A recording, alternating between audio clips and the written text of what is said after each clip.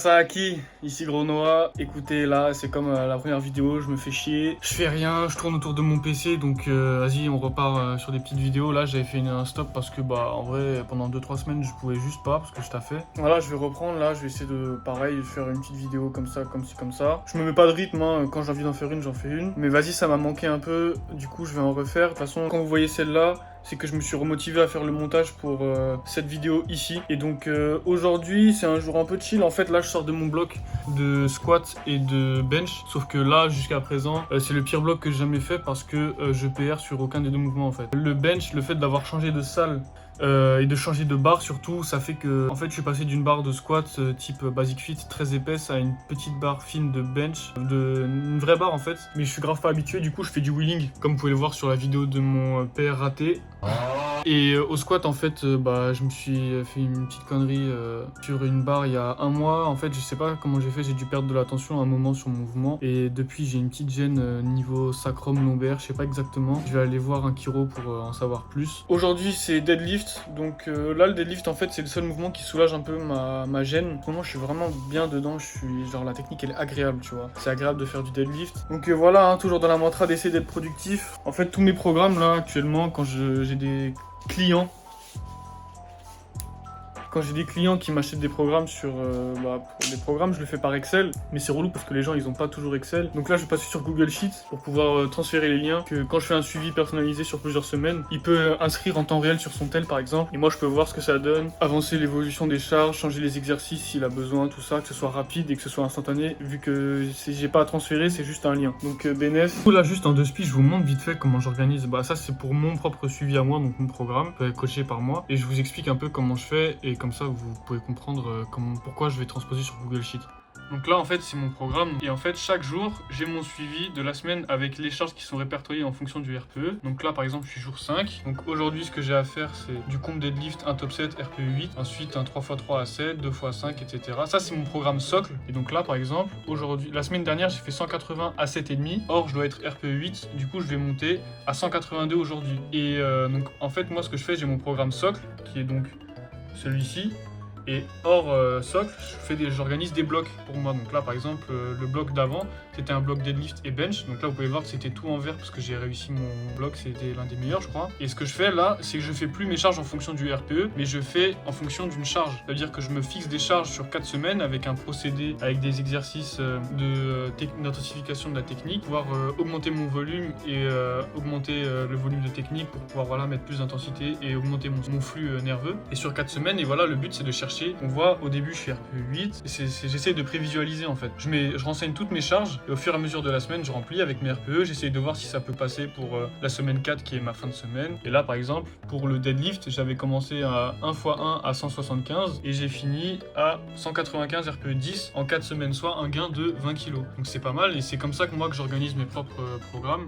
Donc la méthode d'incrémentation par rapport à chaque semaine, c'est la méthode Ben Gold en fait. Donc là maintenant, quand je suis sur une blessure par rapport au bloc, je peux pas me permettre de mettre des charges et après mettre mes RPE parce que les RPE dépendent de mon état actuel. Donc ce que je fais quand je suis une blessure, je mets plus des charges, mais je mets des RPE. Par exemple, semaine 4, pour mon top 7, je dois pas faire 190, mais je dois être RPE 10. Donc ça veut dire que je vais mettre mon maximum sans forcément aller chercher une charge trop lourde pour me blesser. Et cette méthode de travail là, moi ça me convient bien parce que en fait ça permet d'apprendre en continu et de pouvoir après tester nos méthodes, voir si elles sont efficaces sur d'autres personnes. Comme je l'avais fait avec mon pote Nicolas, que vous avez vu pendant les 3 vlogs, où là j'ai mis des posts sur Insta, vous pourrez voir, avec l'évolution qu'il a eu en suivant mes blocs et ma méthode de travail quand il était en forme. Bien évidemment, il y a des cas où ça fonctionne pas toujours, puisque la personne ne répond pas très bien à la méthode d'incrémentation, mais ça c'est à voir avec le temps et à adapter.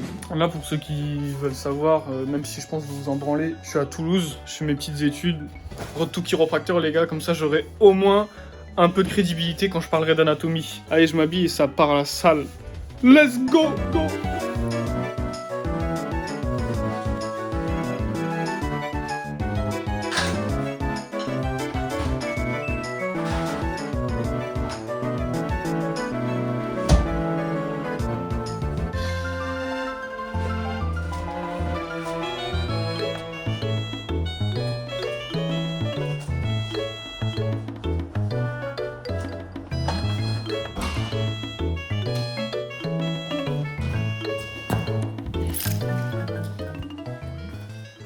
Donc aujourd'hui c'est Do, en fait moi je suis en PPL et je me mets plus en fonction des groupes mais en fonction des exercices de force.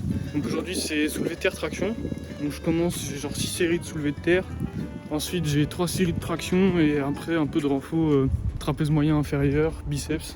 Et je crois que c'est tout. Du coup, je vous filmerai bien mon échauffement pour vous montrer comment j'essaie de soulager ma petite douleur en bas du dos et de la préparer à l'effort. Et on se recapte après la séance. À toutes.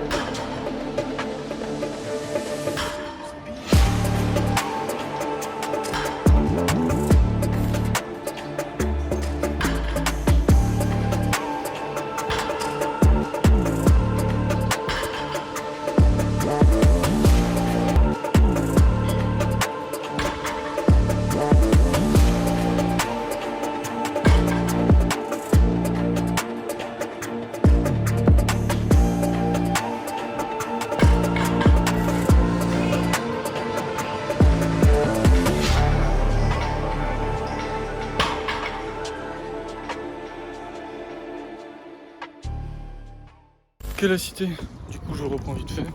Je viens de finir l'entraînement là.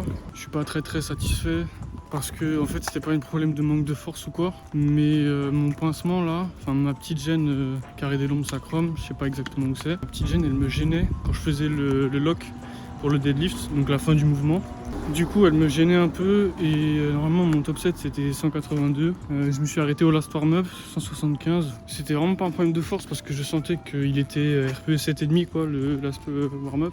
Ouais, la 182, dans la logique j'aurais pu l'avoir à 8, 8,5. Donc c'est un peu dommage. Après bon voilà, ça fait partie du taf, faut accepter. Mais c'est toujours relou de devoir voilà, se restreindre. Enfin bon, faut écouter son corps. Hein. Donc voilà, par rapport au deadlift, ça s'est passé comme ça. Après au niveau du back-off, des back-off, le 3x3 je devais le faire à 170. Je l'ai fait à 160, pareil, j'étais RPE 6,5.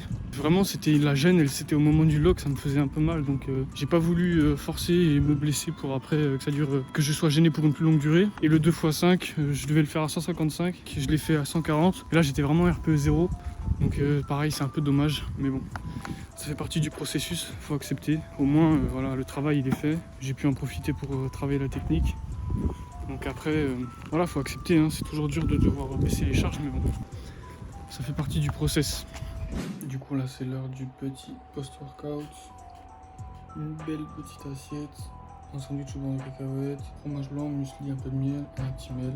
Et bien évidemment, devant One Piece. Que tout bon Tchad se doit de regarder cette merveille. Bon app si vous mangez.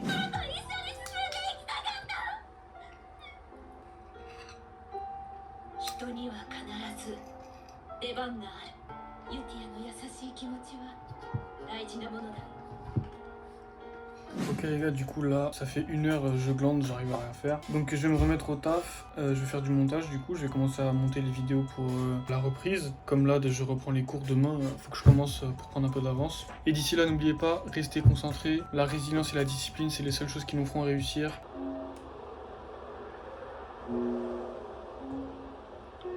Restez concentrés même si ça fait mal, même si c'est compliqué de se bouger le cul et tout.